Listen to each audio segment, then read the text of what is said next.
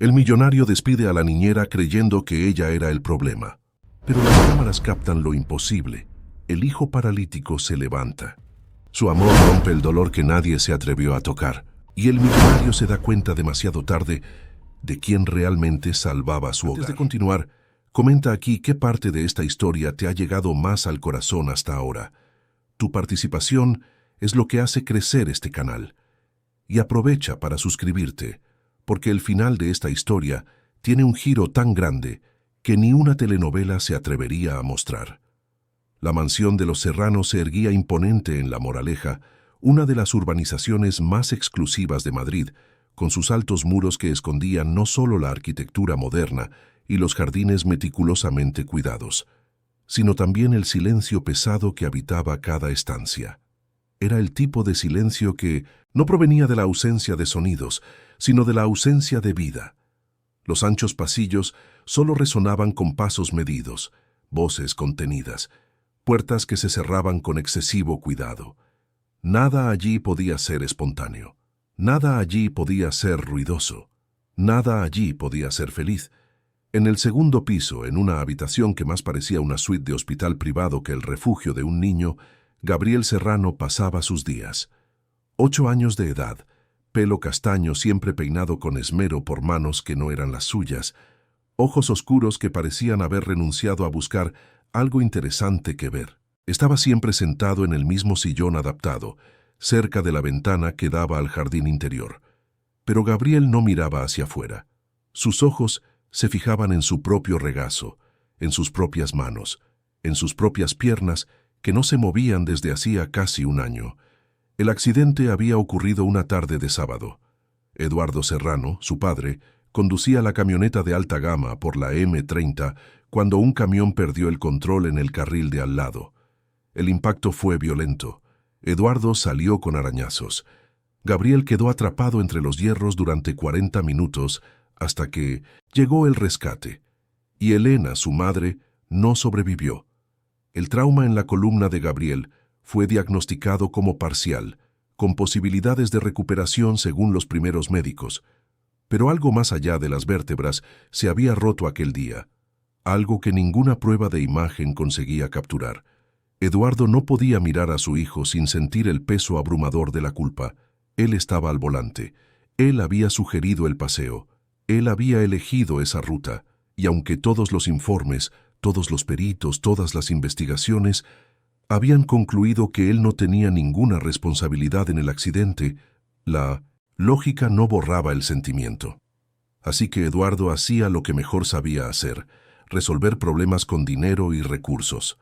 Contrató a la mejor doctora privada de Madrid, reformó toda la habitación de su hijo, instaló equipos de fisioterapia de última generación, importó sillas de ruedas inteligentes, compró todo lo que la tecnología y la medicina podían ofrecer. Pero no conseguía abrazar a Gabriel. No conseguía sentarse a su lado y simplemente estar allí. Cada visita a la habitación de su hijo era rápida, protocolaria, cargada de preguntas técnicas sobre el tratamiento. ¿Cómo está la tensión? ¿Se han hecho los ejercicios? ¿La medicación está al día? Y entonces se iba siempre con prisa, siempre con una reunión importante, siempre con la mirada desviada. Doña Lucía, el ama de llaves que trabajaba en la casa desde hacía 15 años, había asumido el papel de administradora de la rutina de Gabriel. Era una mujer de unos 50 y pocos años, pelo canoso, siempre recogido en un moño, postura erguida, voz firme. Antes del accidente, doña Lucía tenía un lado maternal que aparecía en pequeños gestos. Un dulce escondido en el bolsillo, un cuento contado a la hora de dormir cuando Elena necesitaba salir. Pero después de que la señora se fuera y el niño se quedara de aquella manera, algo se endureció en doña Lucía. Quizás fuera el dolor, quizás fuera el miedo a encariñarse de nuevo, o quizás fuera simplemente la necesidad de mantener aquella casa funcionando en medio del caos emocional. Ella imponía las reglas con rigidez. Gabriel tenía que despertarse a las 7 de la mañana, ducharse con la ayuda de la antigua cuidadora, una profesional técnica y distante, vestirse con la ropa separada la víspera, tomar el desayuno equilibrado, hacer los ejercicios de fisioterapia, almorzar, descansar, estudiar con el profesor particular, cenar, dormir. Todos los días lo mismo, todos los días el mismo vacío. La doctora Verónica Méndez era la médico particular responsable del caso, licenciada por la Complutense, con especializaciones en Estados Unidos y Europa, tenía una reputación impecable en el área de rehabilitación neurológica. Era también extremadamente metódica, racional y reacia a cualquier enfoque que no estuviera fundamentado en protocolos científicos comprobados. Para ella, Gabriel era un caso clínico fascinante. Las resonancias mostraban una lesión medular incompleta, con preservación de algunas vías nerviosas. Teóricamente, había potencial para una recuperación parcial o incluso significativa, pero el niño no presentaba evolución alguna. No había intentos de movimiento voluntario, no había progresos en las pruebas de sensibilidad. Era como si el cuerpo simplemente se hubiera rendido. La doctora Verónica atribuía esto al trauma psicológico, por supuesto, pero su protocolo para lidiar con el trauma era igualmente técnico. Medicación para la ansiedad, sesiones con un psicólogo 2 veces por semana, un ambiente controlado y predecible para evitar detonantes emocionales. Nada de expectativas irreales, nada de promesas vacías. El niño necesitaba aceptar su nueva condición para luego trabajar dentro de las posibilidades reales de recuperación. Era el enfoque correcto, según todos los manuales. Era el enfoque que estaba fracasando miserablemente. Gabriel no hablaba de su madre, no lloraba, no hacía preguntas. Cuando alguien mencionaba a Elena, él simplemente desviaba la mirada y permanecía en silencio hasta que el tema cambiaba. El psicólogo reportaba sesiones enteras sin que el niño pronunciara más de 3 palabras. Los profesores particulares desistían después de algunas semanas, incapaces de conectar con un niño que parecía estar presente solo físicamente. Y fue en este escenario desolador que llegó Marina Herrero. Tenía 27 años, pelo castaño y rizado, generalmente recogido en una coleta práctica, ojos color miel que cargaban una extraña mezcla de tristeza antigua y esperanza terca. Marina había crecido en Vallecas, en Madrid, hija de una costurera y un mecánico. Tuvo una infancia sencilla pero llena de afecto hasta que nació Lucas. Su hermano menor vino al mundo con parálisis cerebral, una condición que exigía cuidados constantes y que cambió por completo la dinámica familiar. Marina tenía 12 años cuando nació Lucas y rápidamente se convirtió en su segunda madre. Aprendió a hacer los ejercicios de estimulación, a posicionarlo correctamente, a entender cada sonido y cada expresión como una forma de comunicación. Lucas no podía andar, no podía hablar claramente, pero sus ojos brillaban cuando Marina llegaba del colegio. Ella inventaba juegos adaptados, contaba cuentos con voces graciosas, transformaba cada momento de cuidado en una oportunidad de conexión. Pero la familia no tenía recursos.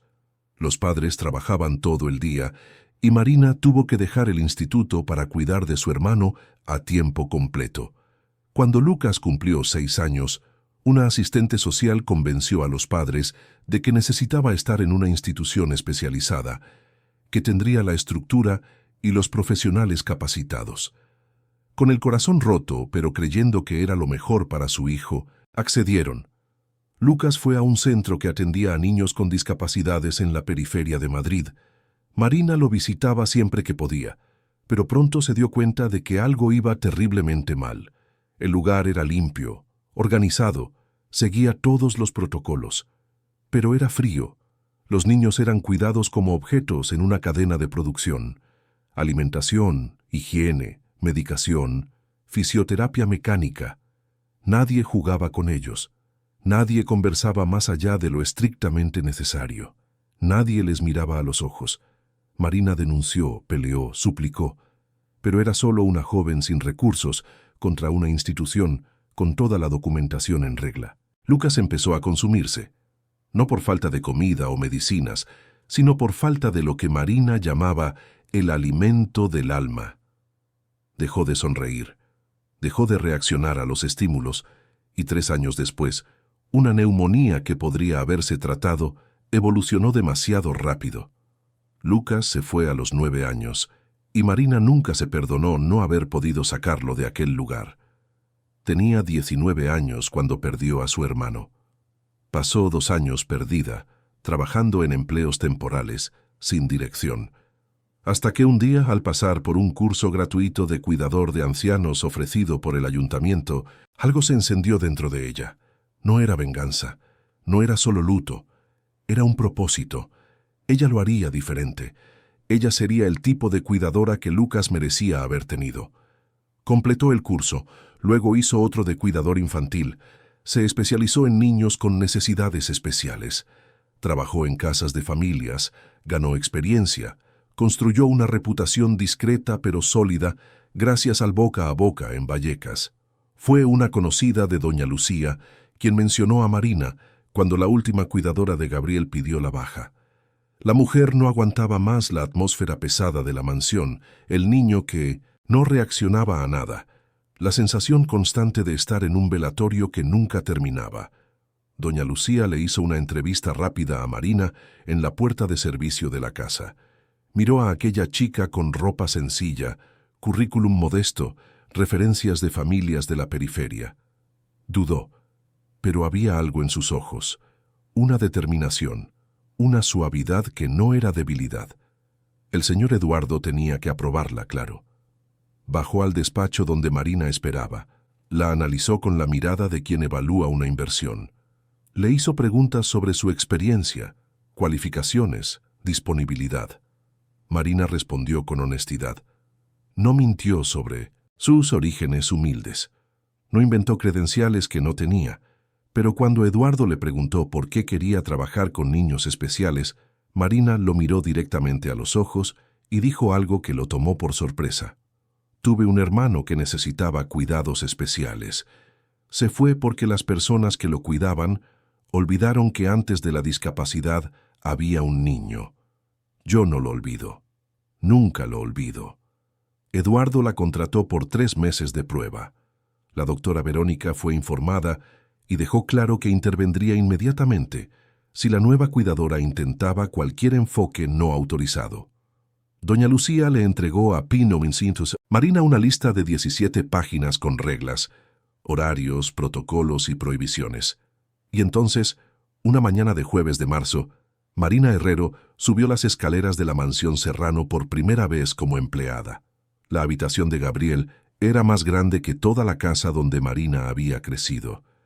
Equipos médicos ocupaban un rincón, una estantería llena de libros que parecían no haber sido abiertos nunca ocupaba otra pared. Juguetes caros e intactos estaban organizados en baldas. Y allí, en el sillón junto a la ventana, estaba el niño. Marina se detuvo en la puerta un momento, solo observando. Gabriel llevaba un pijama de algodón azul marino, bordado con sus iniciales. Tenía el pelo bien cortado, las uñas limpias, la piel sana. Físicamente estaba bien cuidado. Pero cuando Marina miró su rostro, vio a Lucas. No la apariencia física, sino esa expresión, la misma que su hermano tenía en los últimos meses en el centro. La expresión de alguien que ha renunciado a esperar que algo bueno suceda. Buenos días, Gabriel. Me llamo Marina y voy a cuidarte a partir de hoy. El niño no respondió, no movió la cabeza. Solo continuó mirando su propio regazo. Marina entró en la habitación y acercó una silla, sentándose no a su lado como una profesional que mantiene la distancia adecuada, sino frente a él, de modo que quedara en el campo de visión del niño, más baja que él, necesitando mirar hacia arriba. Sé que ya has conocido a muchas personas que trabajan aquí, y me imagino que todas ellas te tratan de una manera parecida. Correcta, organizada, técnica, y está bien, hacen su trabajo. Pero te voy a contar un secreto, Gabriel. No se me dan muy bien las reglas. Por primera vez Gabriel movió los ojos. No mucho, solo una mirada de reojo rápida como quien no quiere darle mucha importancia, pero siente curiosidad. Es en serio. Leí esa lista enorme de cosas que puedo y no puedo hacer y pensé, vaya, si sigo todo esto al pie de la letra, nos vamos a aburrir mucho. Así que esta es mi propuesta. Te prometo que te mantendré seguro, sano y bien cuidado, porque eso es importante. Pero en las horas en que no estemos haciendo fisioterapia aburrida o comiendo comida sin sabor, creo que podríamos divertirnos un poco. ¿Qué te parece? Silencio. Marina no esperaba una respuesta. Aún no. Se levantó y comenzó a circular por la habitación, tocando cosas con una familiaridad que ninguna otra cuidadora había demostrado antes. Abrió la cortina por completo, dejando entrar la luz de la mañana. Cogió uno de los coches de la estantería, un modelo de carreras rojo que debía haber costado su sueldo de 3 meses. «Este es chulo. ¿Has pensado en hacerle una pista?» Gabriel no respondió, pero sus ojos siguieron el coche en la mano de Marina. Ella lo notó. Lo anotó mentalmente. Primera conexión establecida. El día transcurrió dentro del protocolo establecido, pero Marina ponía pequeños toques personales en cada actividad. A la hora del baño, en lugar del silencio profesional, contaba una historia tonta sobre una rana que quería ser futbolista. Durante la fisioterapia, transformaba cada movimiento en parte de una aventura. No estaban estirando la pierna, estaban entrenando para escalar una montaña mágica. A la hora del almuerzo, hacía voces diferentes para los alimentos en el plato, como si cada uno tuviera una personalidad. Gabriel no se reía, no hablaba, pero algo cambiaba sutilmente en su postura. Ya no estaba completamente ausente. Había una presencia, pequeña, cautelosa, pero presente. Doña Lucía observaba todo desde el pasillo con desconfianza. Aquella chica era muy informal, muy espontánea, muy diferente del patrón esperado. Pero también notaba algo que no podía negar. Por primera vez en meses, Gabriel parecía prestar atención a algo más allá de su propio vacío. Al final del primer día, Marina ayudó a Gabriel a acostarse en la cama.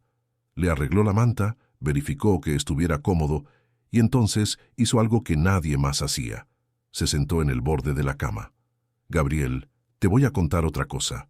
Tuve un hermanito llamado Lucas, no podía andar como tú ahora. Pero ¿sabes lo que sí podía hacer? Podía sonreír, y esa sonrisa suya iluminaba el día entero en nuestra casa. Las piernas no le funcionaban, pero su corazón funcionaba tan bien que hacía que el corazón de todo el mundo latiera más fuerte también».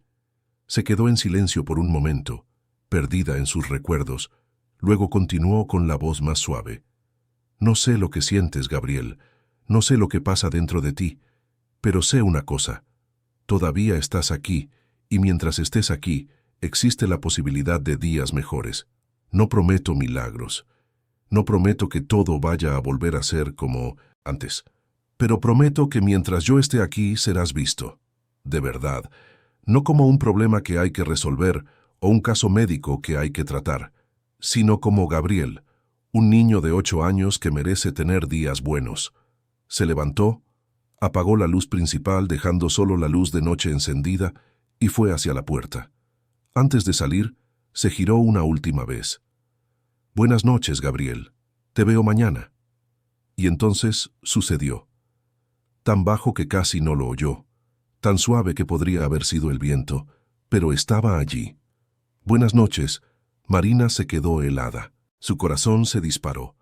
Quiso volver, quiso abrazar al niño, quiso celebrar esa victoria minúscula y gigantesca al mismo tiempo, pero instintivamente supo que no debía.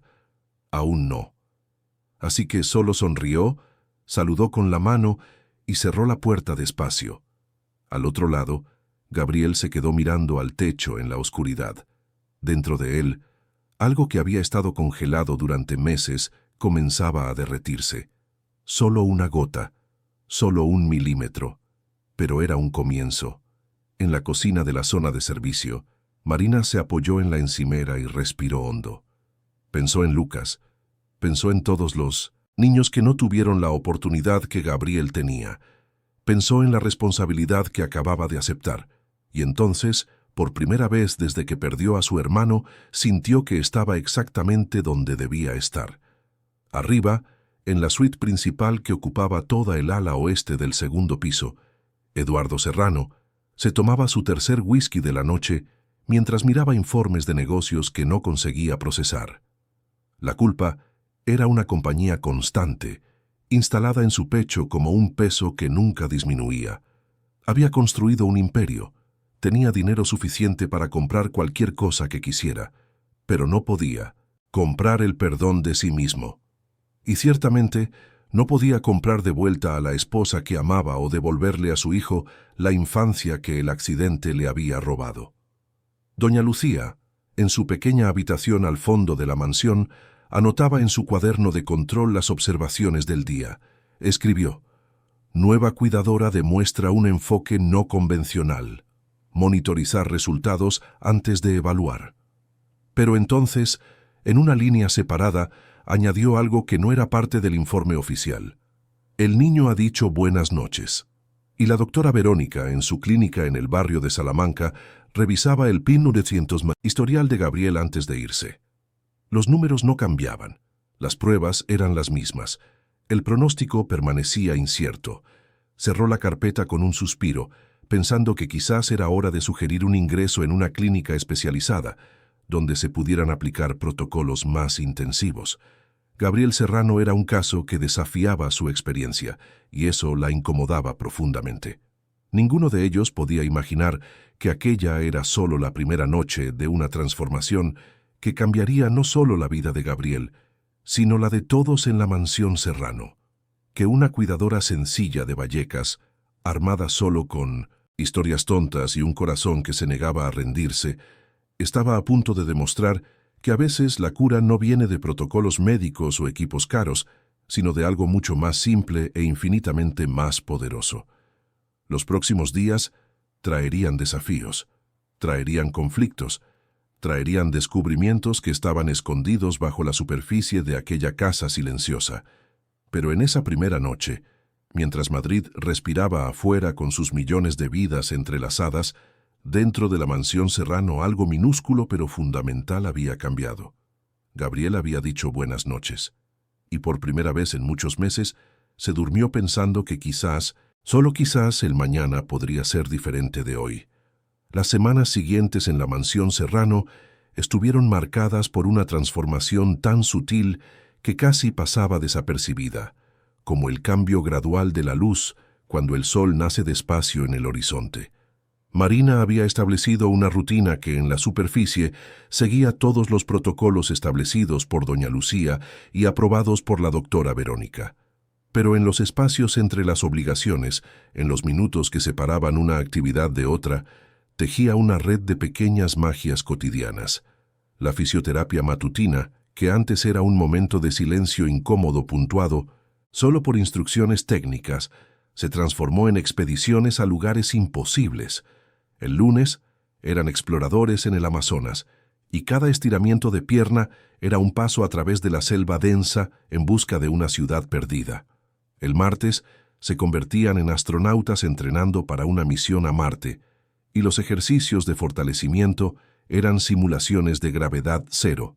El miércoles, buceadores en busca de un tesoro pirata en el fondo del océano. Gabriel todavía no hablaba mucho, pero empezó a reaccionar. Un arqueo de ceja aquí, una casi sonrisa allá. Y entonces, una mañana lluviosa de abril, mientras Marina narraba una aventura particularmente absurda sobre un dinosaurio vegetariano que quería abrir una pizzería, Gabriel hizo un sonido. No fue exactamente una risa, fue algo entre un bufido y un suspiro. Pero sus hombros temblaron, sus ojos brillaron, y Marina supo que había encontrado una puerta de entrada. A partir de ese día, las historias se volvieron progresivamente más ridículas.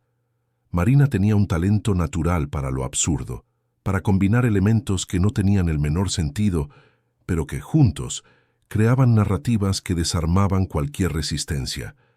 Gabriel empezó a esperar las historias.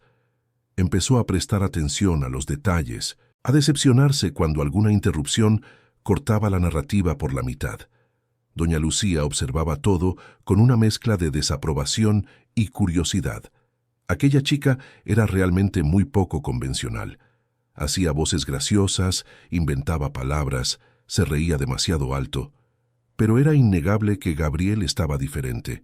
Comía mejor, dormía mejor, y había vuelto a tener expresiones en el rostro, algo que el ama de llaves no veía desde antes del accidente. Eduardo también notaba los cambios cuando hacía sus breves apariciones en la habitación de su hijo. Las visitas continuaban siendo cortas e incómodas, cargadas del peso de todo lo que no sabía decir. Pero Gabriel ya no estaba completamente apático. Había vida en los ojos del niño, aunque todavía hubiera dolor. Una noche, al subir para verificar si su hijo estaba durmiendo, Eduardo lo encontró sonriendo en sueños. Fue solo un segundo, un pequeño movimiento de los labios, pero fue suficiente para que el pecho de Eduardo se encogiera con una emoción que no conseguía nombrar. La doctora Verónica, por otro lado, se mantenía escéptica. Visitaba a Gabriel 3 veces por semana y realizaba evaluaciones rigurosas. Probaba reflejos, sensibilidad, fuerza muscular, y los resultados permanecían inalterados. No había mejora neurológica objetiva. Gabriel continuaba sin movimiento voluntario en las piernas. La doctora veía los cambios de comportamiento, claro. El niño estaba más participativo, más presente, pero para ella eso no significaba un progreso real si no venía acompañado de una recuperación física medible. Marina está haciendo un trabajo adecuado en el manejo emocional, le informó a Eduardo en una reunión en el despacho. Pero debemos tener cuidado de no crear expectativas irreales. El cuadro neurológico de Gabriel es estable pero sin evolución.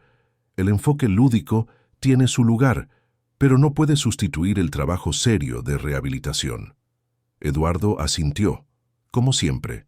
Hacía con cualquier cosa que la doctora Verónica decía. Ella era la especialista, tenía los títulos, la experiencia, la reputación. Si ella pensaba que el progreso era limitado, entonces lo era.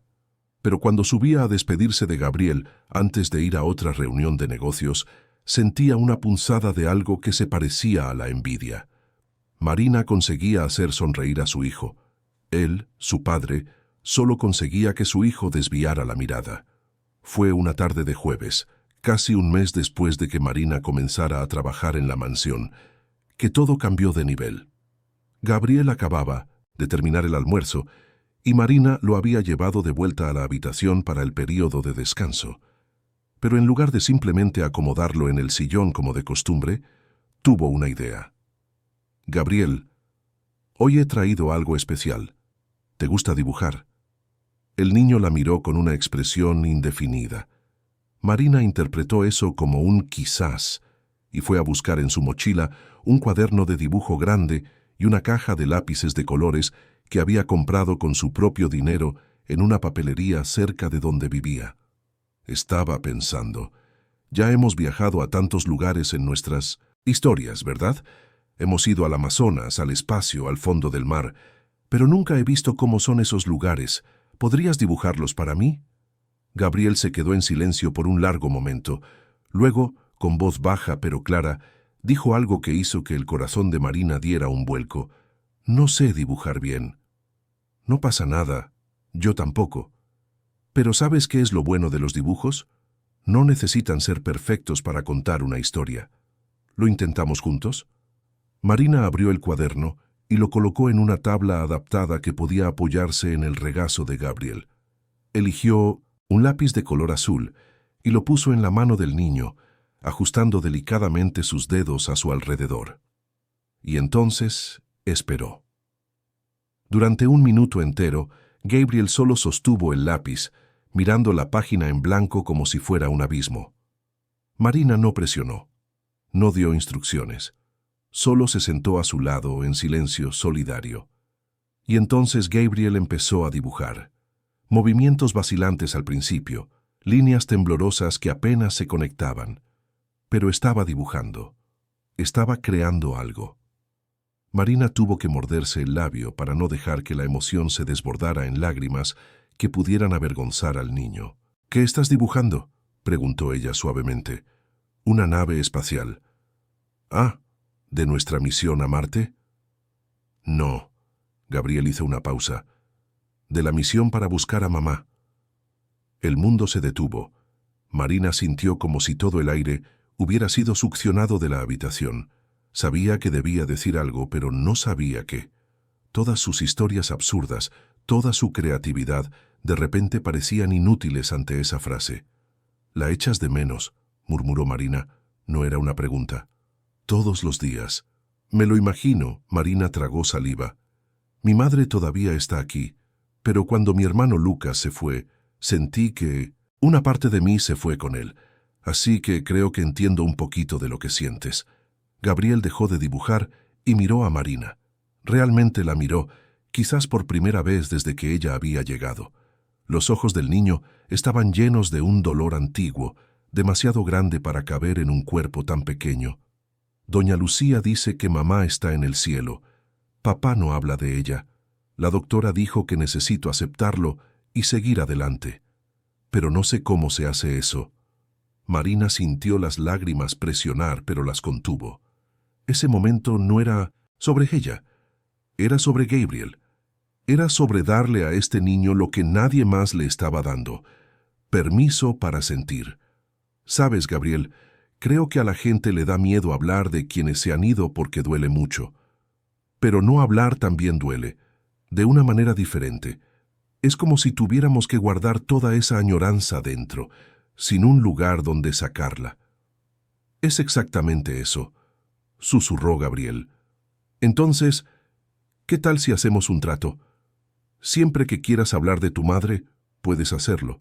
Conmigo puedes, no tienes que fingir que todo está bien si no lo está. No, tienes que ser fuerte todo el tiempo, ¿vale?» Gabriel asintió. Y entonces, por primera vez desde el accidente, comenzó a hablar de Elena. Empezó despacio, con frases cortas y vacilantes. Hacía tarta de chocolate. Cantaba bajito cuando no podía dormir. Olía a jazmín. Se reía fuerte, muy fuerte, y papá siempre le decía que se controlara, pero ella nunca se controlaba. Y mientras hablaba, Gabriel iba añadiendo detalles al dibujo. La nave espacial ganaba ventanas. Aparecían estrellas a su alrededor. Una figura pequeña dentro de la nave mirando hacia arriba. Marina solo escuchaba, validaba, hacía preguntas amables cuando parecía apropiado. Era el tipo de conversación que la doctora Verónica probablemente clasificaría como inadecuada, potencialmente perjudicial para el proceso de aceptación del duelo. Pero Marina seguía su instinto, y su instinto le decía que Gabriel necesitaba eso más de lo que necesitaba protocolos. Cuando doña Lucía llamó a la puerta 2 horas después para avisar que el profesor particular había llegado, los encontró a los dos sentados uno al lado del otro en el sofá. Gabriel con el cuaderno en el regazo lleno de dibujos coloridos, Marina señalando uno de ellos y haciendo preguntas sobre los detalles. El ama de llaves se quedó observando por un momento desde la puerta y algo dentro de ella cedió un poco. Esa escena, tan simple, tan común, era algo que no ocurría en esa casa desde hacía tanto tiempo. En los días siguientes, el cuaderno de dibujo se convirtió en parte integral de la rutina. Gabriel dibujaba durante el período de descanso, después del almuerzo, antes de dormir. Dibujaba recuerdos de su madre, dibujaba las historias que Marina contaba, dibujaba sueños y pesadillas, y mientras dibujaba hablaba, no mucho, nunca mucho, pero lo suficiente para que Marina comenzara a armar el complejo rompecabezas que era Gabriel Serrano. Descubrió que el niño era demasiado inteligente para su edad, que tenía un sentido del humor ácido cuando se sentía seguro, que amaba la astronomía y los dinosaurios con igual intensidad, que sentía culpa por haber sobrevivido cuando su madre no lo hizo, que tenía miedo de olvidar su rostro, que a veces fingía estar dormido cuando su padre venía a visitarlo porque no sabía qué decir. Marina también comenzó a entender la dinámica de esa casa. Eduardo era un hombre roto por dentro, intentando desesperadamente arreglar a su hijo porque no podía arreglarse a sí mismo. Doña Lucía era una mujer que había perdido la capacidad de demostrar afecto porque tenía miedo de volver a perder. La doctora Verónica era una profesional competente que veía a Gabriel como un puzzle científico, no como un niño asustado.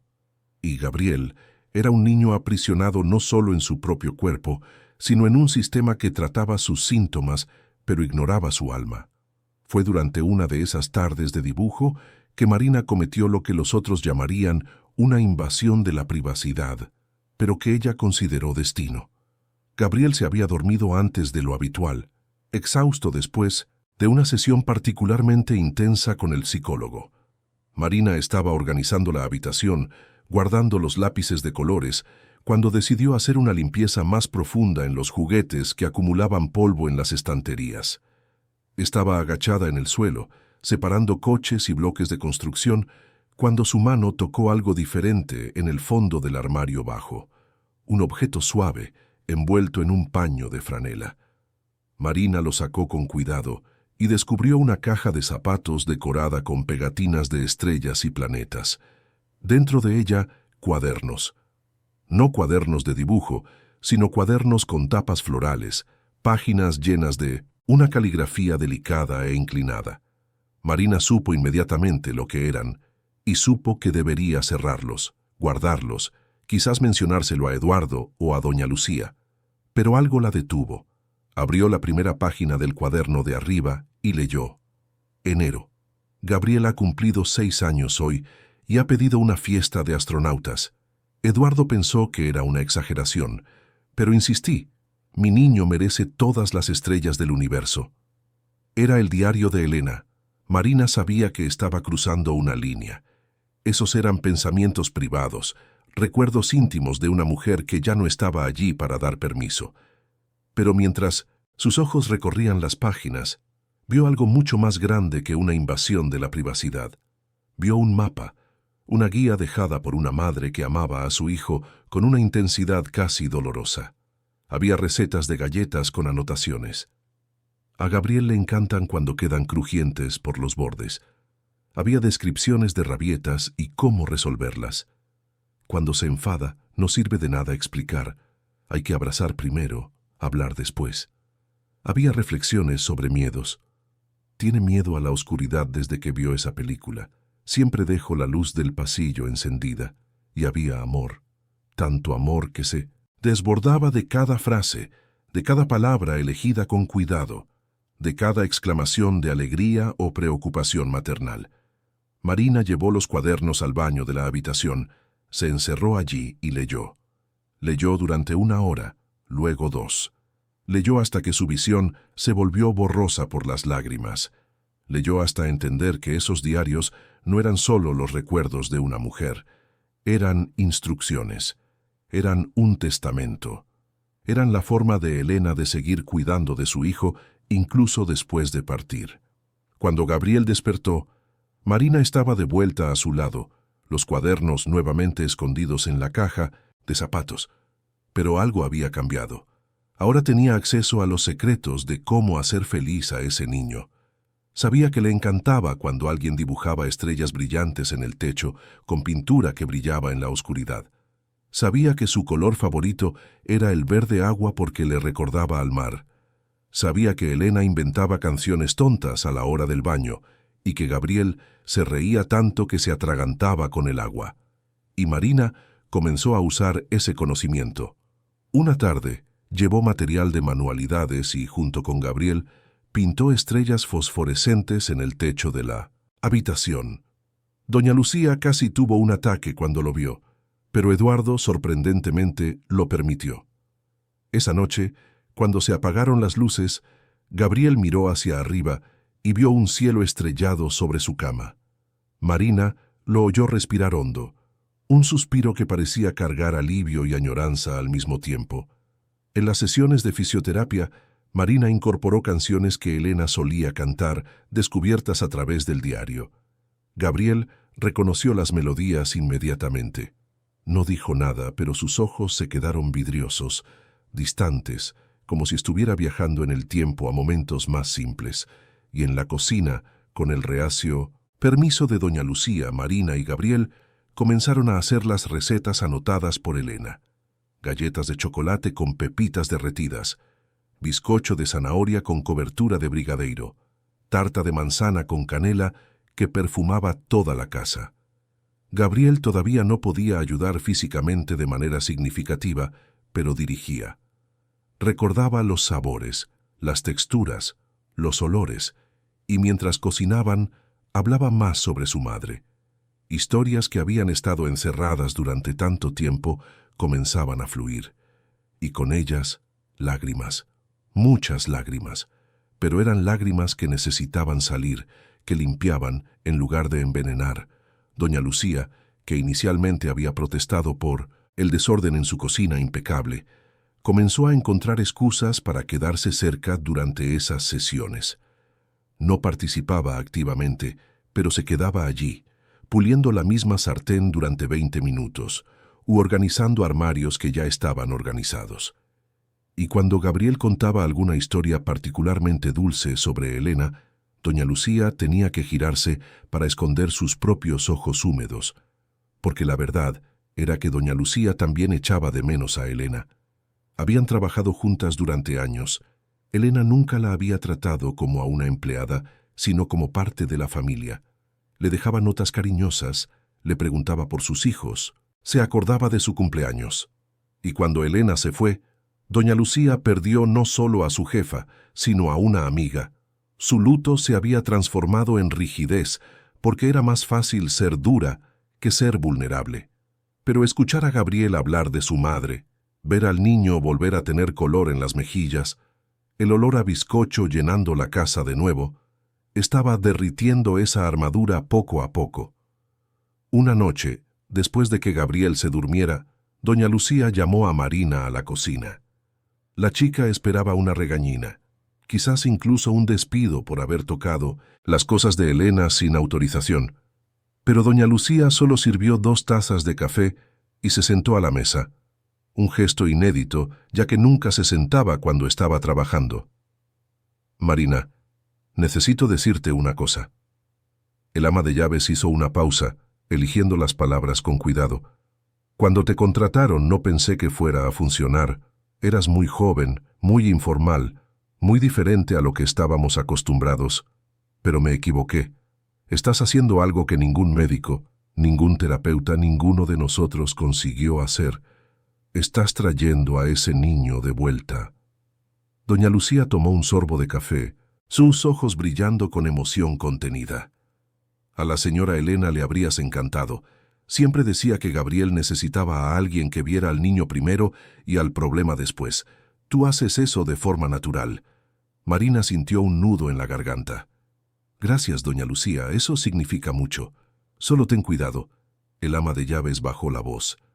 A la doctora Verónica no le está gustando este enfoque.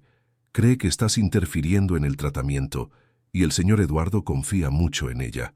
Lo sé, suspiró Marina, pero no estoy haciendo nada que perjudique a Gabriel. Solo estoy siendo humana con él. Sé que lo estás, y Gabriel lo sabe, pero no todo el mundo lo va a entender. Era una advertencia que Marina debería haberse tomado más en serio, pero que, en la emoción de ver a Gabriel mejorar, acabó subestimando. Porque mientras Gabriel florecía, mientras la casa comenzaba a respirar de nuevo después de meses sofocada, se estaban formando tormentas en el horizonte. La doctora Verónica estaba cada vez más molesta con los informes que doña Lucía estaba obligada a enviar.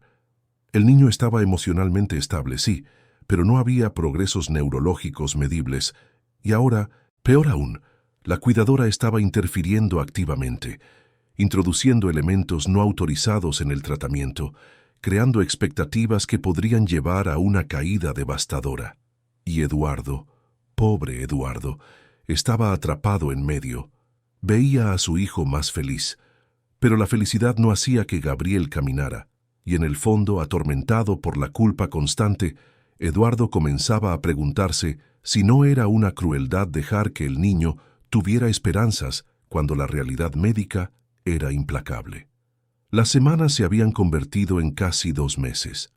Mayo llegaba con sus mañanas frías y tardes de sol tímido en Madrid. Gabriel dibujaba, cocinaba, reía. Movía los dedos de las manos con más destreza. Su postura había mejorado.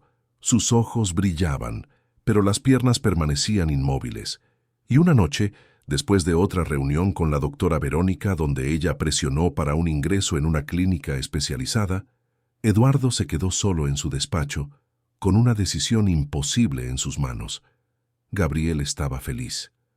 Pero la felicidad no era la cura, y él, como padre, tenía la responsabilidad de hacer lo que era mejor para su hijo, no lo que era más cómodo.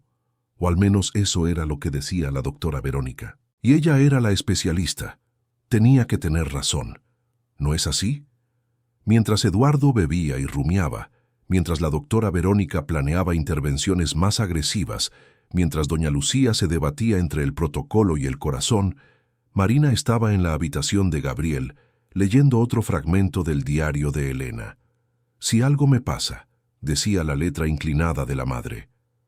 «Por favor, no dejéis que mi niño olvide que es amado. No importa lo que le pase a su cuerpo, su alma es perfecta. Él es perfecto y merece ser feliz». Marina cerró el cuaderno y miró a Gabriel, durmiendo, el osito de peluche que ella le había dado escondido debajo de la almohada, las estrellas brillando en el techo sobre él. Le hizo una promesa silenciosa a Elena, donde quiera que estuviese. «No lo dejaré, te lo prometo. No dejaré que nadie apague esta luz que está volviendo a brillar en él». Pero las promesas, por muy sinceras que sean, a veces no son suficientes contra las fuerzas que conspiran en nuestra contra, y la tormenta que estaba por venir pondría a prueba no solo la determinación de Marina, sino la fibra misma de todos en la mansión Serrano. La decisión llegó un lunes de junio, frío y gris como solo Madrid sabe ser a mitad de año. Marina llegó para el turno de la mañana con una bolsa llena de materiales para un nuevo proyecto.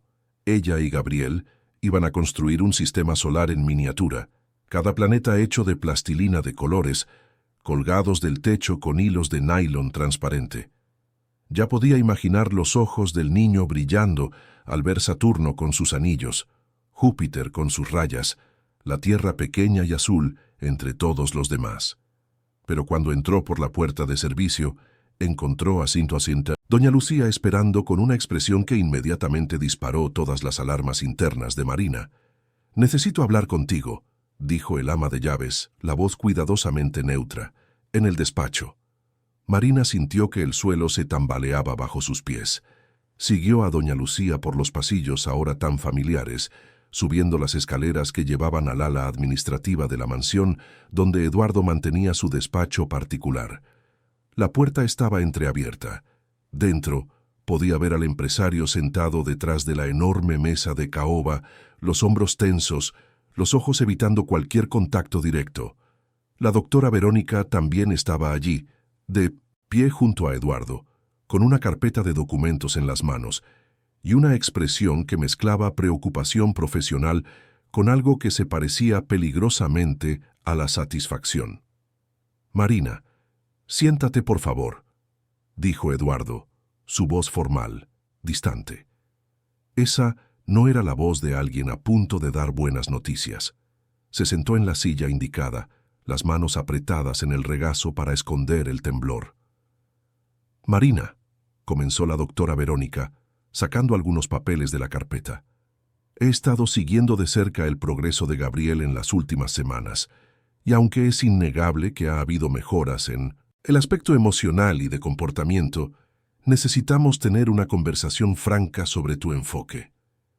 «¿Mi enfoque?» Marina sintió que la voz le salía más defensiva de lo que pretendía. «Sí». La doctora se ajustó las gafas, un gesto que Marina empezaba a asociar con malas noticias. «Te has tomado libertades que exceden tu ámbito de trabajo como cuidadora, introducir elementos no autorizados en el tratamiento, crear expectativas sin fundamento médico, alimentar fantasías que pueden ser contraproducentes para el proceso de aceptación de la condición de Gabriel».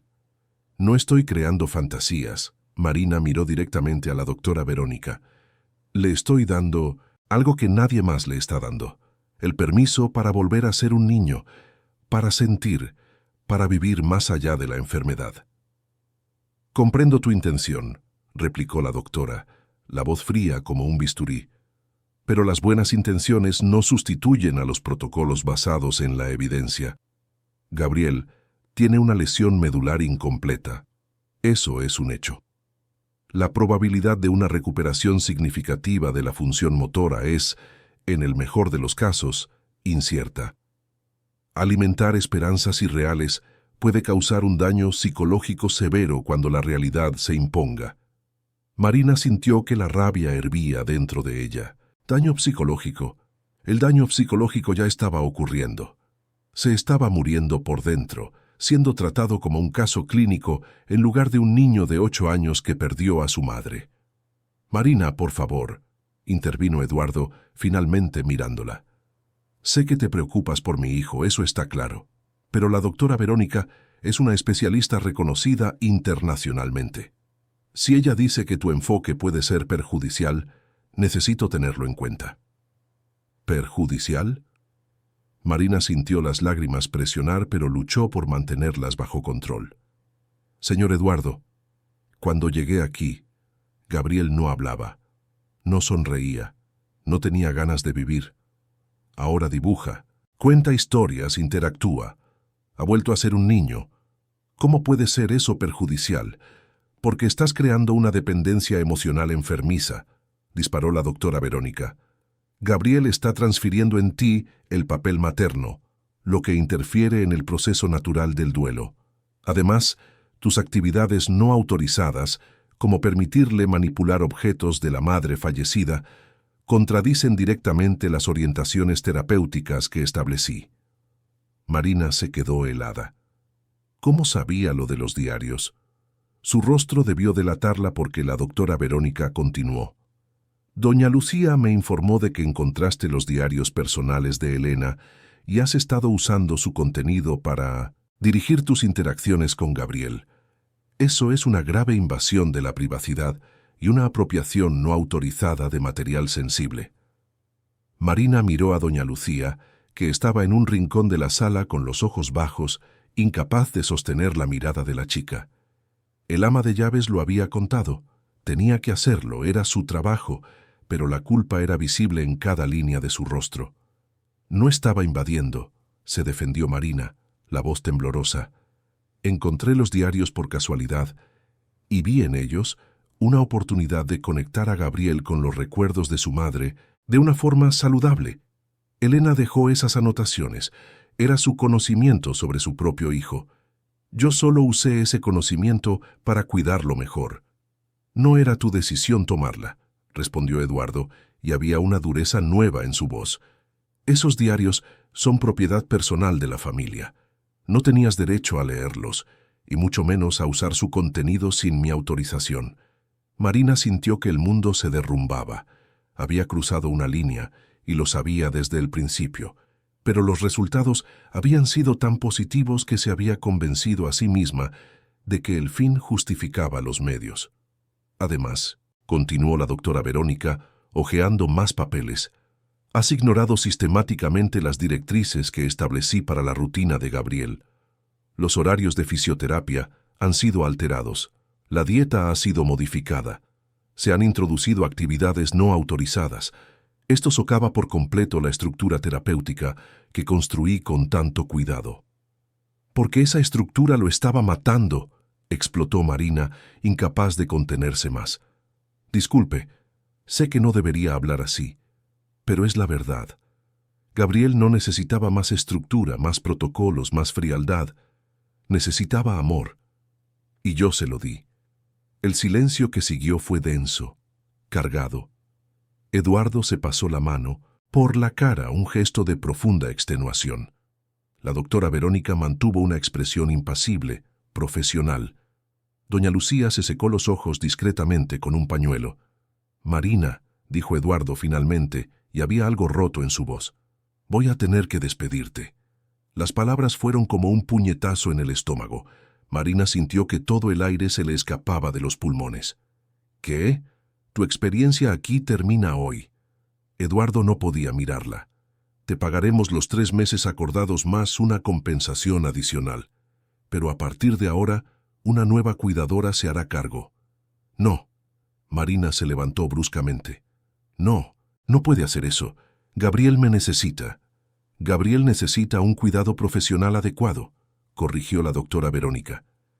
«Ya tengo una candidata altamente cualificada, con 20 años de experiencia en rehabilitación pediátrica. Empezará mañana». «¿Mañana?». Marina sintió un pánico genuino. ¿Ni siquiera me va a dejar despedirme de él? Creemos que es mejor que no. Eduardo finalmente la miró y había culpa en sus ojos, pero también determinación. Una despedida prolongada solo haría la transición más difícil para Gabriel. Es mejor un corte limpio. ¿Mejor para quién? La voz de Marina salió como un grito ahogado. ¿Para usted, que no tendrá que lidiar con emociones inconvenientes? ¿Para la doctora, que puede volver a tratar a Gabriel como un experimento? Porque seguro que no es mejor para Gabriel. Marina, por favor, no lo hagas más difícil de lo que ya es, pidió Eduardo. ¿Más difícil? Marina sintió que las lágrimas finalmente se escapaban. Usted no tiene ni idea de lo que es difícil. Difícil es ver a un niño renunciar a vivir. Difícil es pasar meses construyendo un puente de vuelta a la vida y luego que te impidan terminar la travesía. Difícil es amar a alguien y que te obliguen a abandonarlo. Estás demostrando el punto de la doctora Verónica, dijo Eduardo, su voz endureciéndose. Has desarrollado un apego emocional inadecuado. Eso no es profesional. Profesional. Marina se rió, un sonido amargo. Dios me libre de ser profesional si eso significa olvidar que estoy tratando con un ser humano. Doña Lucía lloraba abiertamente ahora, pero permanecía en silencio. La doctora Verónica mantenía una expresión neutra, pero había triunfo en sus ojos. Eduardo parecía un hombre ahogándose, intentando aferrarse a cualquier cosa que tuviera sentido en un mundo que ya no lo tenía. La decisión está tomada, dijo él con finalidad. Doña Lucía te acompañará a recoger tus cosas. El pago se realizará por transferencia antes del final del día. ¿Y Gabriel? Preguntó Marina, la voz quebrada. ¿Qué le va a decir? Le diremos que tuviste que irte por motivos personales, que la nueva cuidadora es muy competente. Se adaptará. No lo hará. Marina miró directamente a los ojos de Eduardo. Y cuando retroceda, cuando deje de comer, de hablar, de intentar, usted se acordará de esta conversación. Se giró para salir, pero se detuvo en la puerta, mirando hacia atrás una última vez. Leí los diarios de su esposa, señor Eduardo, ¿y sabe qué fue lo que más me marcó? Cuánto suplicaba, página tras página, para que si algo le pasaba, usted no dejara que el miedo convirtiera el amor en control. Tenía miedo de que usted se olvidara de ver a Gabriel como un niño y pasara a verlo solo como un problema que resolver. La voz de Marina estaba tranquila ahora, cargada de una profunda tristeza. Y era exactamente eso lo que temía. Elena lo sabía. Ella lo sabía. Eduardo palideció. La doctora Verónica dio un paso adelante como si fuera a intervenir, pero Marina ya se estaba yendo. Doña Lucía la acompañó hasta la habitación de servicio, donde Marina guardaba algunas cosas. La joven recogió su mochila, sus materiales personales, moviéndose como un autómata. Quería correr a la habitación de Gabriel, abrazarlo una última vez, explicarle, prometerle que volvería. Pero doña Lucía estaba allí, cumpliendo órdenes, y Marina sabía que cualquier intento sería impedido. «Lo siento mucho», susurró doña Lucía cuando llegaron a la puerta de servicio. «No quería que fuera así». «Lo sé». Marina le puso la mano en el brazo al ama de llaves. «Cuídalo, doña Lucía. Por favor, no dejes que se apague de nuevo». Doña Lucía asintió, incapaz de hablar, y entonces Marina estaba fuera de los muros de la mansión Serrano, en la calle fría de Madrid, con su mochila al hombro y el corazón hecho pedazos. Dentro de la mansión, Gabriel estaba en la habitación haciendo ejercicios con el fisioterapeuta, que venía 3 veces por semana. Esperaba que Marina llegara en cualquier momento con alguna historia nueva, alguna aventura loca que transformara esos ejercicios aburridos en algo divertido. Pero Marina no llegó. Cuando el fisioterapeuta terminó, Gabriel le preguntó a doña Lucía dónde estaba. «Marina ha tenido que irse, mi niño», dijo. Doña Lucía, la voz cuidadosamente controlada. «Ya no va a trabajar aquí». Gabriel se quedó muy quieto. «¿Cómo que ya no va a trabajar aquí? No se ha despedido. Ha sido todo muy rápido. Pero mañana empezará una nueva cuidadora muy buena». «No quiero una nueva cuidadora. Quiero a Marina». Doña Lucía no supo qué responder. Gabriel esperó el resto del día. Esperó a la hora del almuerzo, cuando normalmente cocinaban juntos. Esperó a la hora del descanso, cuando dibujaban. Esperó a la hora de dormir, cuando Marina contaba cuentos. Pero ella no volvió. A la mañana siguiente, Gabriel se despertó y encontró a una mujer desconocida en la habitación. Se presentó como Rosa. Tenía unos 50 años, postura militar, voz firme. Explicó la rutina que seguirían a partir de entonces. No hubo historias, no hubo conversaciones sobre naves espaciales o dinosaurios, solo protocolo eficiente y distante. Gabriel no dijo una palabra, solo giró el rostro hacia la ventana y se quedó así. En los días siguientes, la regresión fue rápida y devastadora. Gabriel dejó de comer. Rechazaba los platos que Rosa le ofrecía, girando la cabeza, cerrando la boca. Dejó de dibujar. Los lápices de colores permanecían intactos en Minnesentutzim, la estantería. Dejó de interactuar con cualquier persona. Cuando venía el psicólogo, Gabriel permanecía en silencio absoluto. Cuando su padre lo visitaba, ni siquiera lo miraba. Lo único que Gabriel hacía era abrazar un osito de peluche gastado que Marina había dejado escondido debajo de la almohada el último día. Ella ni siquiera sabía que lo encontraría, pero él lo encontró. Y ahora ese osito era su única conexión con algo que tenía sentido. Eduardo observaba todo con creciente desesperación. Había hecho lo que creía correcto, había seguido el consejo de la especialista, pero Gabriel estaba empeorando. La doctora Verónica decía que era una fase de ajuste, que pronto pasaría. Pero ya iban 2 semanas y el niño estaba cada vez más apagado. Doña Lucía apenas podía funcionar. Preparaba las comidas que Gabriel no comía. Organizaba la habitación que el niño ya no usaba. Intentaba conversar, pero era recibida con silencio. Por la noche, encerrada en su habitación, lloraba pensando en Marina, en Elena, en todo lo que se estaba yendo de esa casa. Rosa, por su parte, se mantenía profesional. Seguía todos los protocolos al pie de la letra. Hacía informes detallados para la doctora Verónica. Pero no había calor humano allí. No había conexión. Y Gabriel lo sentía. Fue una noche de tormenta que todo cambió. Madrid estaba siendo castigada por un temporal violento, truenos sacudiendo las ventanas, lluvia martilleando el tejado.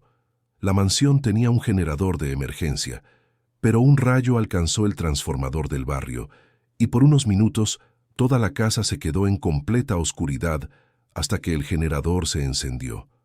Eduardo estaba en el despacho trabajando hasta tarde cuando lo oyó. Un sonido que le heló la sangre. Gabriel gritando. No era un capricho o una rabieta, era terror puro. Corrió escaleras arriba, el corazón desbocado. Rosa ya estaba en la habitación intentando calmar al niño, pero Gabriel estaba inconsolable, encogido en la cama, abrazado al osito, temblando violentamente, lágrimas corriendo por su rostro. Gritaba por Marina, gritaba por su madre, gritaba que tenía miedo a la oscuridad. Eduardo apartó a Rosa y tomó a su hijo en brazos por primera vez en meses. Gabriel se aferró a él con una fuerza desesperada, sollozando contra su pecho, y allí, sosteniendo ese cuerpecito frágil que temblaba de miedo y tristeza, Eduardo finalmente lo entendió. Había perdido a su esposa, pero también estaba perdiendo a su hijo. No por una lesión en la columna, sino por su propio miedo. Miedo a sufrir, miedo a sentir, miedo a fracasar de nuevo. Había construido muros de protocolos y especialistas alrededor de Gabriel, pensando que lo estaba protegiendo, pero solo lo estaba aprisionando. Eduardo acunó a Gabriel hasta que los sollozos se convirtieron en sollozos más pequeños, luego en suspiros cansados y finalmente en un silencio exhausto. Se quedó allí, sentado en la cama con su hijo en brazos, hasta que Gabriel se durmió. Y luego permaneció un poco más, simplemente sosteniéndolo, algo que debería haber hecho hacía mucho tiempo. En los días siguientes, Eduardo comenzó a observar de verdad. Veía a Gabriel rechazar la comida y notaba que eran las comidas que Marina solía preparar las que más rechazaba, como si fueran demasiado dolorosas. Veía al niño mirar a la puerta cada vez que oía pasos, la esperanza brillando brevemente antes de morir, cuando veía que no era Marina. Veía los dibujos apilados en la mesa, obras de dos niños creando mundos imposibles juntos, ahora abandonados. Y una tarde, rebuscando en la habitación de su hijo en busca de alguna pista de cómo ayudarlo, Eduardo encontró un cuaderno de dibujo nuevo. Lo abrió y sintió que el suelo desaparecía bajo sus pies, página tras página de dibujos de Gabriel, pero no los dibujos que Marina había fomentado, de naves espaciales y aventuras. Estos eran diferentes, más sombríos. Un hombre grande con cara triste. Eduardo se reconoció a sí mismo. Debajo, la letra temblorosa de Gabriel. Papá sonriendo. Pero el dibujo no mostraba una sonrisa, mostraba lo contrario. Otra página, una mujer con el pelo rizado, rodeada de estrellas, Marina. Debajo, ella me veía.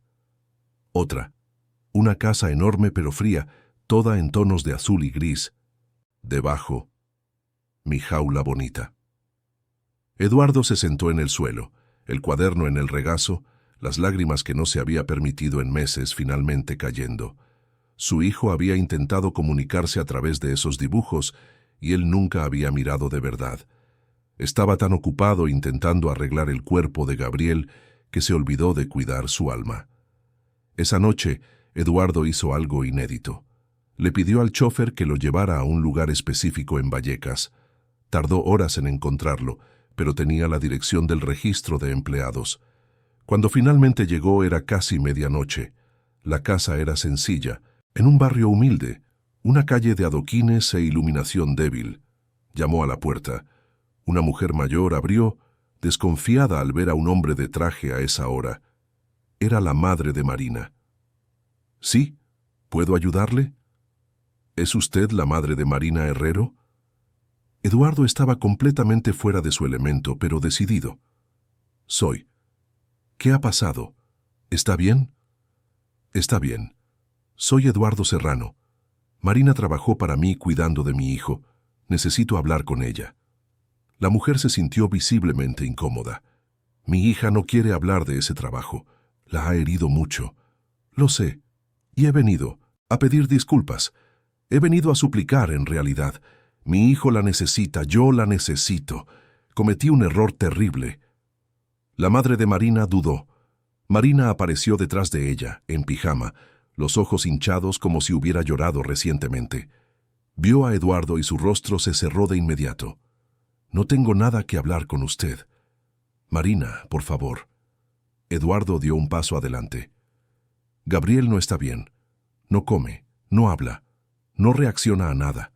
Pensé que estaba haciendo lo correcto al despedirte. Pensé que estaba protegiendo a mi hijo. Pero me equivoqué. Tenías razón en todo». Marina se cruzó de brazos, la postura defensiva, pero había dolor en sus ojos. «¿Cómo está?» «Muriendo por dentro. Igual que antes de que llegaras, solo que peor ahora porque sabe cómo puede ser diferente. Y no sé qué hacer. Tú lo sabías. Siempre lo supiste». «Usted me despidió», dijo Marina, la voz dura. «Me humilló. Me trató como si estuviera perjudicando a Gabriel cuando todo lo que hacía era amarlo. Lo sé, y lo siento, más de lo que puedo expresar». Eduardo tragó saliva. «Pero no se trata de mí ni de ti. Se trata de Gabriel. Te necesita, Marina, y estoy aquí de rodillas si es necesario, suplicándote que vuelvas». Marina se quedó en silencio por un largo momento. Luego dijo algo que Eduardo no esperaba. «Lo vi en el orfanato. A usted, en la tele». Eduardo se quedó confuso. «¿Qué?» Marina entró en casa y volvió con un móvil, mostrando un reportaje guardado. Eduardo se vio en la pantalla, visitando un orfanato para niños especiales, parte de una acción de responsabilidad social de su empresa. En el reportaje, aparecía conversando con los niños distribuyendo donaciones. «Hizo una acción bonita», dijo Marina. «Pero ¿sabe lo que vi en esa imagen? Vi a usted mirando a esos niños de la misma manera que debería mirar a su propio hijo, con atención, con presencia, con humanidad». Eduardo vio el vídeo, viéndose a sí mismo a través de los ojos de Marina, y lo entendió. Con extraños, en público, cumpliendo un papel social, podía ser humano. Pero con su propio hijo, la culpa lo paralizaba tanto que se volvía frío. «Tengo miedo», admitió Eduardo, la voz quebrándose. «Tengo miedo de mirarlo y ver mi culpa. Tengo miedo de amarlo completamente porque ya he perdido mucho. Tengo miedo de todo, Marina. Y ese miedo está matando a mi hijo». Marina sintió que sus propias defensas caían. Vio a un hombre roto, no a un jefe arrogante. Vio a un padre desesperado, no a un cliente frío. «Si vuelvo», dijo ella lentamente, «las cosas van a ser diferentes. No quiero a la doctora Verónica interfiriendo. No quiero protocolos rígidos. Quiero libertad para cuidar de Gabriel de la manera que él necesita». «La tendrás». Eduardo asintió inmediatamente. «Total libertad, y no como empleada, como parte de la familia. Salvaste a mi hijo una vez. Dame la oportunidad de que lo salves de nuevo». Marina miró a su madre, que asintió animándola. Luego suspiró profundamente. «Vuelvo mañana por la mañana. Y esta vez, señor Eduardo, va a tener que confiar en mí. De verdad». «Confío», dijo Eduardo. Y por primera vez en mucho tiempo, parecía sincero. A la mañana siguiente, cuando Marina entró en la habitación de Gabriel, el niño estaba en el sillón, mirando por la ventana como hacía todos los días. Ella no dijo nada. Solo se acercó y se sentó a su lado. Gabriel se giró lentamente, como si tuviera miedo de que fuera otra decepción. Sus ojos se encontraron con los de Marina y se abrieron de par en par. Y entonces, por primera vez en 2 semanas, Gabriel reaccionó. Se lanzó a sus brazos con toda la fuerza que tenía, el osito apretado entre los dos, sollozando con un alivio tan grande que parecía físico. «Has vuelto», repetía entre sollozos. «Has vuelto, has vuelto, has vuelto». «He vuelto», susurró Marina, abrazándolo con fuerza, sus propias lágrimas mojando el pelo del niño. «Y no me voy a ir de nuevo, te lo prometo». Se quedaron así por largos minutos, simplemente reconectándose, y entonces Gabriel dijo algo que hizo que el corazón de Marina se rompiera y se llenara de esperanza al mismo tiempo. «Intenté con todas mis fuerzas no olvidar tus historias, pero se estaban borrando. ¿Puedes contarlas de nuevo?» «Puedo contar todas, tantas veces como quieras». Y mientras Marina recomenzaba a tejer sus historias, mientras Gabriel volvía a sonreír entre las lágrimas, mientras la luz regresaba a aquellos ojos oscuros, algo extraordinario estaba a punto de suceder. Algo que nadie, ni siquiera la doctora Verónica con todos sus títulos, podría haber previsto. Porque a veces, solo a veces, cuando el amor es lo suficientemente fuerte y la conexión lo suficientemente profunda, lo imposible encuentra un camino para hacerse real. Los primeros días tras el regreso de Marina fueron como ver una flor abriéndose a cámara lenta. Gabriel volvió a comer, primero en pequeñas cantidades, luego con apetito genuino. Volvió a dibujar, llenando páginas y más páginas con colores vibrantes que habían estado ausentes durante las 2 semanas sombrías.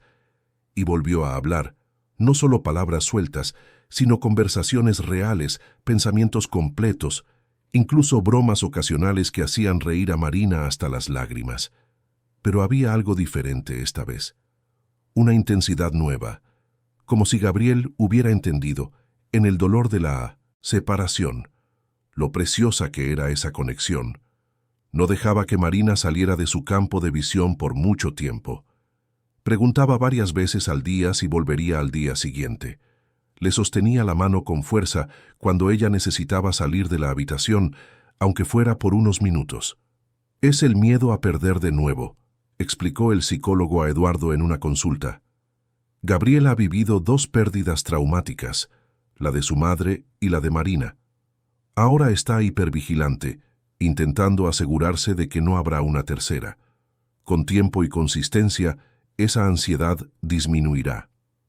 Eduardo escuchaba con una atención que no había demostrado antes. Él también había cambiado. Empezó a visitar a Gabriel no solo con preguntas sobre tratamientos, sino con un interés genuino en cómo se sentía su hijo. Se sentaba por periodos más largos. Hacía preguntas sobre los dibujos. Intentaba, torpemente al principio, participar en las historias que Marina contaba. Gabriel reaccionaba con cautela a estos intentos. Había una distancia entre padre e hijo, construida a lo largo de meses de ausencia emocional, y esa distancia no se disolvería de la noche a la mañana. Pero había intentos, pequeños momentos. Eduardo aprendió a sentarse en el suelo, al lado de la silla de Gabriel, poniéndose a la altura de su hijo, en lugar de quedarse de pie mirándolo desde arriba. Aprendió a escuchar más y hablar menos. Aprendió, lentamente, a simplemente estar presente. Marina observaba estas interacciones con el corazón encogido. Sabía que parte de la cura de Gabriel pasaba por reconstruir la relación con su padre. No para sustituirla, sino para que el niño tuviera de vuelta la familia que el accidente había fragmentado. La doctora Verónica fue discretamente despedida. Eduardo contrató a un nuevo médico, el doctor Enrique Morales, un especialista en rehabilitación con un enfoque más holístico. Examinó a Gabriel extensamente y llegó a una conclusión interesante. Desde el punto de vista neurológico, explicó el doctor Enrique en una reunión con Eduardo y Marina, Gabriel tiene una lesión medular incompleta, pero con una considerable preservación de las vías nerviosas. Esto significa que, teóricamente, hay potencial para la recuperación. Sin embargo, lo que he observado a lo largo de los años es que los factores emocionales pueden tanto bloquear como facilitar la recuperación física en casos como este. ¿Puede volver a andar?, preguntó Eduardo, la voz cargada de una esperanza que intentaba contener. Es posible, pero no podemos crear expectativas absolutas. Lo que puedo decir es que Gabriel tiene más posibilidades de recuperar movimientos ahora, con su estado emocional estabilizado, que cuando estaba deprimido y aislado. La mente y el cuerpo no son entidades separadas, trabajan juntos. Marina se tomó esta información en serio, pero no le mencionó nada a Gabriel. No quería ponerle presión ni crear expectativas que podrían no cumplirse. En su lugar, continuó con su enfoque. Transformar cada momento en una oportunidad de conexión, cada ejercicio en una aventura, cada día en una promesa de que las cosas buenas aún eran posibles. Fue una mañana de agosto, casi 3 meses después del regreso de Marina, que sucedió algo extraordinario. Estaban haciendo fisioterapia, la rutina de siempre. Marina había transformado la sesión en una expedición a la Antártida, donde estaban investigando pingüinos raros. Gabriel se reía de una historia particularmente absurda sobre un pingüino que quería ser cantante de ópera. Y entonces, en medio de una carcajada, algo cambió. Gabriel se detuvo de repente, la risa congelada en sus labios. Su rostro adoptó una expresión de intensa concentración, casi de dolor. «Gabriel, ¿qué pasa?». Marina se acercó inmediatamente, preocupada. «He sentido algo», susurró. Él. «Mi pie. He sentido que me tocabas el pie». Marina se quedó helada. Hacía días que le había tocado el pie durante los ejercicios y él no había reaccionado. Lo tocó de nuevo, esta vez más firmemente. «¿Y ahora? ¿Lo sientes?». «Sí». Los ojos de Gabriel se abrieron de par en par. «Me hormiguea. Marina, me hormiguea». Marina sintió que el corazón se le disparaba. Sabía que debía mantener la calma, no hacer un escándalo, llamar al médico para que lo verificara. Pero la emoción era demasiado grande. Abrazó a Gabriel con fuerza, riendo y llorando al mismo tiempo. «Esto es increíble, mi ángel. ¿Es tan increíble?». Doña Lucía, que estaba en el pasillo y escuchó la conmoción, entró corriendo. Cuando Marina le explicó, el ama de llaves se llevó las manos a la cara, los ojos llenándose de lágrimas. Corrió a avisar a Eduardo, que estaba en una videoconferencia en el despacho. Él colgó la llamada sin contemplaciones y subió las escaleras de 2 en 2. Cuando llegó a la habitación, encontró a Gabriel con la mayor expresión de esperanza que había visto en el rostro de su hijo en más de un año. Papá, lo he sentido. He sentido mi pie cuando Marina lo ha tocado. Eduardo se arrodilló al lado de la silla de su hijo, las lágrimas que no intentó ocultar corriendo por su rostro. Tocó delicadamente el pie de Gabriel. ¿Y ahora? ¿Lo sientes? Gabriel cerró los ojos, concentrándose con todas sus fuerzas. Un poco. Es muy débil, pero lo siento. El doctor Enrique fue llamado inmediatamente y realizó exámenes detallados. Confirmó que la sensibilidad estaba regresando. No era una garantía de que habría una recuperación motora completa, advirtió, pero era una señal extremadamente positiva. El cuerpo estaba respondiendo. En los días siguientes, Gabriel pasó horas intentando mover los dedos de los pies. Marina lo ayudaba sosteniendo su pie, pidiéndole que lo intentara con todas sus fuerzas. No pasaba nada. Y entonces, una tarde lluviosa, sucedió. El dedo gordo se movió. Solo 1 milímetro, un movimiento tan pequeño que podría haber sido imaginado. Pero no lo fue. Marina lo vio. Gabriel lo sintió. Y entonces lo intentó de nuevo. Y de nuevo. La recuperación no fue lineal. Había días de progreso seguidos de días de estancamiento. Había momentos de frustración cuando Gabriel intentaba mover la pierna y no pasaba nada. Pero Marina siempre estaba allí, transformando cada pequeña victoria en una celebración, cada contratiempo en una oportunidad de probar un enfoque diferente. Eduardo comenzó a participar activamente en la fisioterapia. Él, que siempre había delegado todo el cuidado a profesionales, ahora estaba en el suelo con su hijo, ayudando en los ejercicios, celebrando cada milímetro de progreso. Padre e hijo se estaban reconectando a través de ese proceso doloroso y esperanzador de curación. Fue una noche, 3 semanas después del primer hormigueo, que todo cambió definitivamente. Marina acababa de acostar a Gabriel. Le leyó un cuento, apagó la luz principal, dejando solo la luz, de noche con las estrellas del techo brillando suavemente, y se estaba preparando para salir cuando Gabriel la llamó. ¿Marina? Sí, cariño. Hubo una larga pausa. Entonces, Gabriel dijo algo que detuvo el tiempo. Gracias por no rendirte conmigo, ni siquiera cuando yo me había rendido conmigo mismo. Marina volvió al borde de la cama, tomó la mano del niño entre las suyas. Gabriel, nunca podría rendirme contigo, nunca. Eres una de las personas más especiales que he conocido, y tengo mucha suerte de formar parte de tu vida. Te quiero, Marina, dijo Gabriel en voz baja, como si confesara un secreto. No como quiero a mi madre, ella está aquí. Se tocó el corazón. Pero tú también estás. Es diferente, pero es real. Yo también te quiero, mi ángel. Marina le besó la frente. Y estaré aquí siempre que me necesites. Salió de la habitación y fue a la cocina a beber agua, tratando de procesar la emoción que sentía. Encontró a doña Lucía preparando el café para el día siguiente. «Has cambiado esta casa», dijo el ama de llaves. «Has cambiado a ese niño. Has cambiado incluso al señor Eduardo. Y me has cambiado a mí también». «¿Cómo es eso?» Doña Lucía se sentó a la mesa, un gesto raro. Me había vuelto dura después de que la señora Elena se fuera. Pensaba que era la única forma de sobrevivir al dolor. Pero viéndote con Gabriel, viendo el amor que das sin miedo, sin reservas, me ha hecho recordar que hay otra forma. Una forma mejor. Las dos se quedaron en un silencio cómodo por un momento.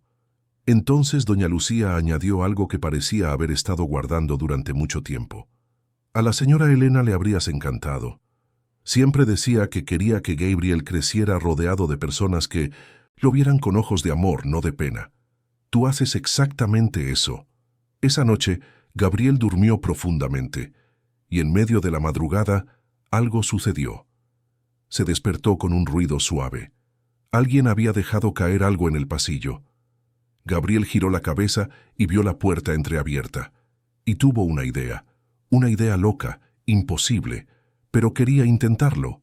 Lentamente, concentrándose con toda la fuerza que tenía, Gabriel intentó mover las piernas. Respondieron, no mucho, solo lo suficiente para deslizarse unos centímetros en la cama. Lo intentó de nuevo, y de nuevo.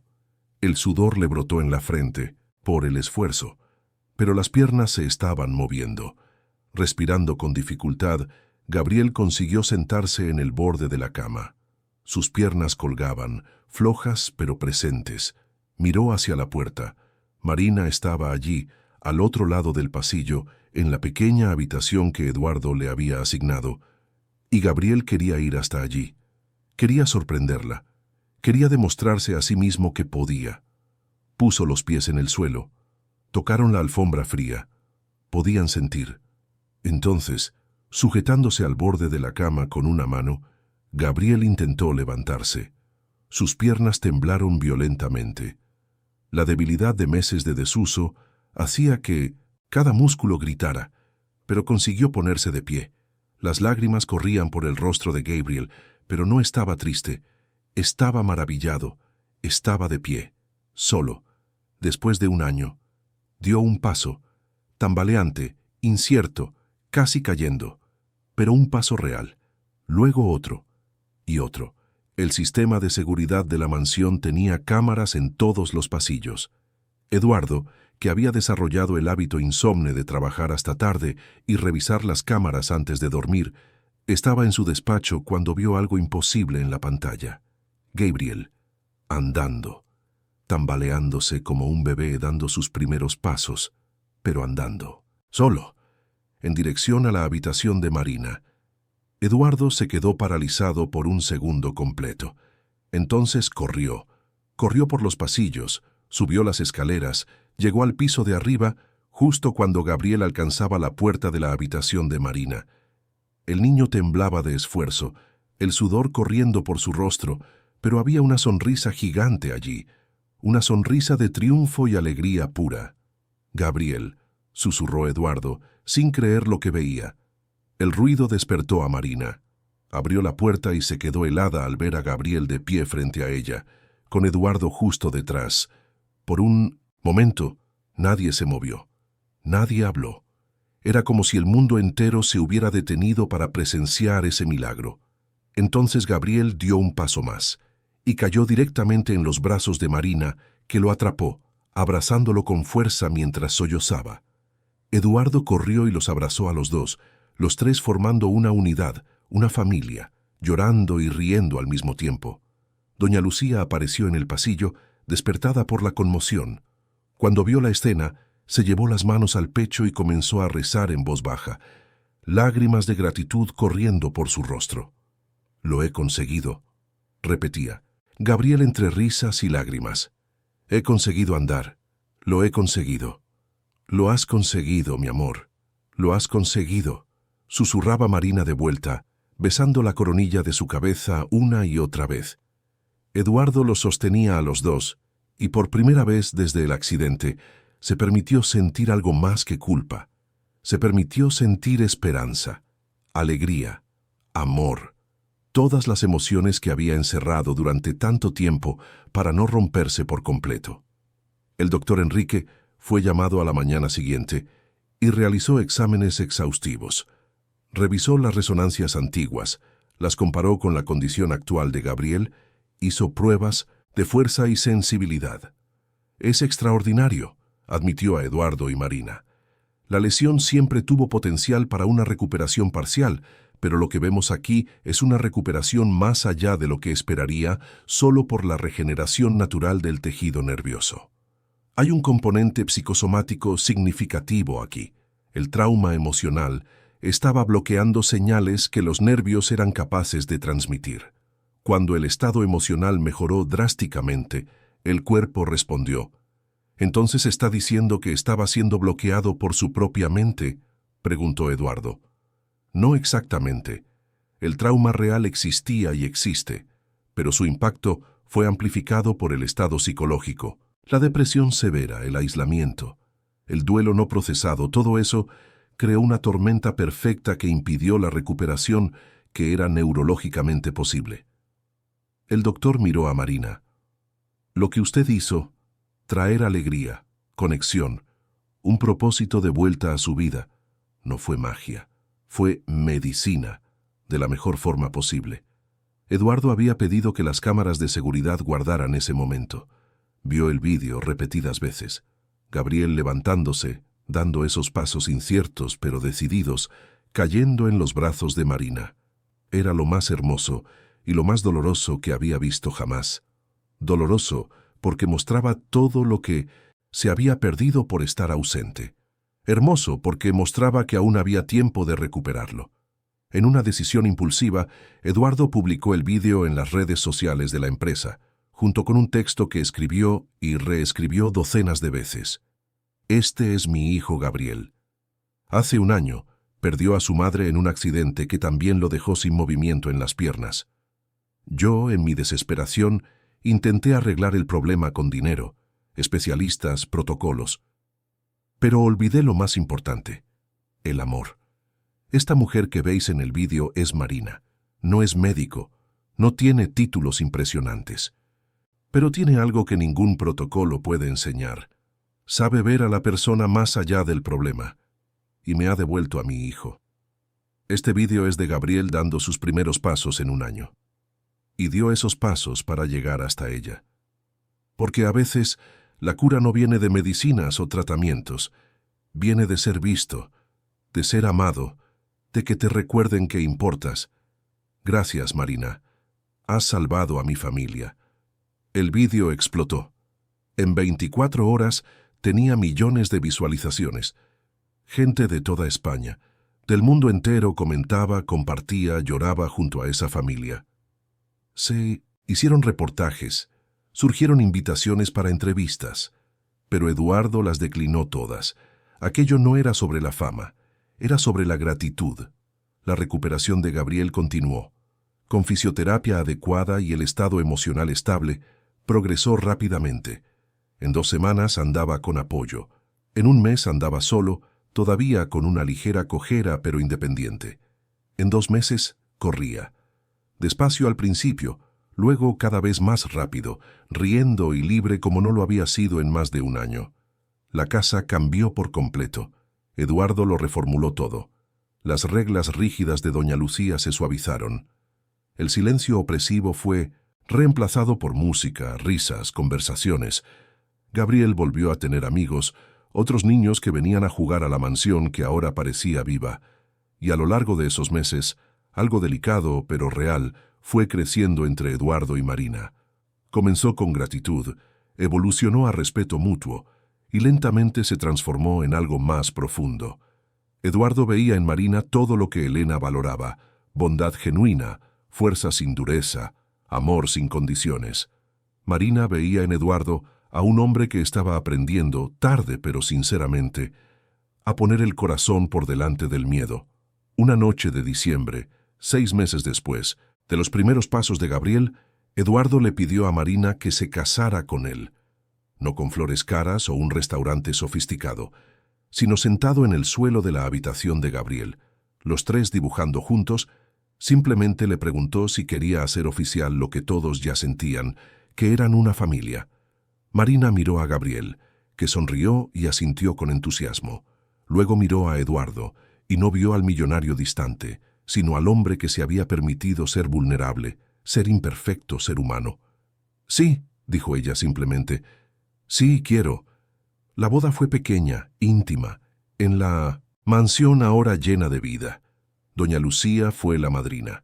El doctor Enrique asistió, algunos amigos cercanos, pero el momento más emocionante fue cuando Gabriel, con un pequeño traje azul marino, caminó por el pasillo de flores, llevando las alianzas en un cojín bordado. Ahora andaba perfectamente, sin señales de la parálisis que había dominado su vida durante tanto tiempo. Cuando entregó las alianzas, Gabriel miró a Marina y dijo, lo suficientemente alto para que todos lo oyeran: «Me enseñaste que podía volver a andar, pero antes de eso me enseñaste que quería volver a andar. Gracias por enseñarme a vivir». No había un ojo seco en la sala. La vida siguió, como la vida siempre sigue, pero transformada. Eduardo aprendió a ser un padre de verdad, no solo un proveedor. Jugaba con Gabriel, participaba en sus aventuras imaginarias, estaba presente de formas que el dinero nunca podría comprar. Marina continuó cuidando de Gabriel, pero ahora como madre, no como empleada. Y Gabriel floreció de maneras que iban más allá de lo físico. Volvió a estudiar normalmente, hizo amigos, desarrolló una pasión por la astronomía y comenzó a soñar con ser científico. Un año después, Marina dio a luz a una niña a la que llamaron Elena, en honor a la mujer que había dejado tanto amor en forma de palabras en un diario escondido. Gabriel era un hermano mayor dedicado, protector pero cariñoso, enseñándole a la pequeña Elena todo lo que Marina le había enseñado a él sobre ver la magia en lo cotidiano. Después vino otro bebé, un niño al que llamaron Lucas, en honor al hermano de Marina. La casa que había sido un mausoleo de dolor se convirtió en un santuario de vida. Risas de niños resonaban por los pasillos. Dibujos cubrían la nevera, juguetes esparcidos, recordaban a todos que aquello era un hogar, no un museo. Doña Lucía, que había reencontrado su lado maternal, se convirtió en la abuela de corazón de esos niños. Hacía galletas con las recetas de Elena, contaba cuentos, mimaba a cada uno de ellos con un afecto que había estado encerrado durante tanto tiempo. Pero de todos los momentos de esa jornada imposible, todos estaban de acuerdo en que ninguno se comparaba con aquel registrado por las cámaras de seguridad una madrugada de agosto. El momento en que un niño que se había rendido decidió intentarlo de nuevo. El momento en que unas piernas que habían estado paradas durante un año volvieron a moverse. El momento en que el amor demostró ser más fuerte que el trauma, más poderoso que el miedo, más real que cualquier diagnóstico. Gabriel guardaba una copia de ese vídeo en su móvil. A veces, en noches difíciles o momentos de duda, lo veía. Se veía a sí mismo temblando de esfuerzo, tambaleándose, pero avanzando. Veía a Marina abriendo la puerta con esa expresión de asombro y alegría. Veía a su padre corriendo para abrazarlos y recordaba que hubo momentos en los que creyó que nunca más sería feliz, que nunca más andaría, que nunca más tendría una familia completa, pero estaba equivocado y fue necesaria una mujer con más amor que títulos para demostrarlo. Años después, cuando Gabriel tenía 15 años, fuerte y sano, jugando al fútbol con sus amigos, escribió algo que Marina encontró por casualidad en un cajón. Era un texto para el instituto, sobre momentos que cambiaron su vida. Decía: «Cuando tenía 8 años, perdí a mi madre y mis piernas el mismo día, o al menos eso creí. Tardé un año en entender que mi madre todavía estaba conmigo, en cada recuerdo, en cada receta, en cada estrella que me enseñó a amar. Y mis piernas también estaban allí, esperando a que mi corazón sanara lo suficiente para dejarlas funcionar de nuevo. Pero no habría descubierto nada de esto solo. Necesité a alguien que creyera en mí cuando yo no lo hacía, que viera posibilidades donde todos veían limitaciones, que amara sin miedo, sin condiciones, sin rendirse. Esa persona me enseñó que los milagros no ocurren a pesar del dolor, sino a través de él, que curar no es olvidar, sino aprender a llevar las cicatrices con dignidad, y que a veces la persona que nos salva llega sin avisar, desde donde menos esperamos, y lo cambia todo para siempre. Tuve suerte. Mi salvación tenía nombre, Marina, y me devolvió no solo mis pasos, sino mi vida». Marina leyó aquello con lágrimas en los ojos y guardó el texto como un tesoro, porque esas palabras lo resumían todo: el miedo, el dolor, la pérdida, pero también la esperanza, la curación, el renacimiento. Y en esa mansión de La Moraleja, que un día fue prisión y ahora era hogar, la vida continuaba, imperfecta, ruidosa, caótica a veces, pero llena, tan llena, de amor que se desbordaba por los pasillos, bajaba por las escaleras, llenaba cada estancia con una presencia casi palpable, porque esa no era solo la historia de un niño que volvió a andar, era la historia de una familia que se permitió sentir de nuevo, de un padre que aprendió que estar presente vale más que cualquier fortuna, de una cuidadora que transformó su dolor en misión, de un ama de llaves que redescubrió la ternura, y de un amor que demostró, definitivamente, que a veces lo imposible es solo una cuestión de encontrar a la persona adecuada para caminar a tu lado. En el techo de la habitación de Gabriel, ahora compartida con su hermano menor Lucas, las estrellas continuaban brillando todas las noches. Un recordatorio permanente de que incluso en las noches más oscuras hay luz. Siempre hay luz. Solo necesitamos a alguien que nos recuerde mirar hacia arriba.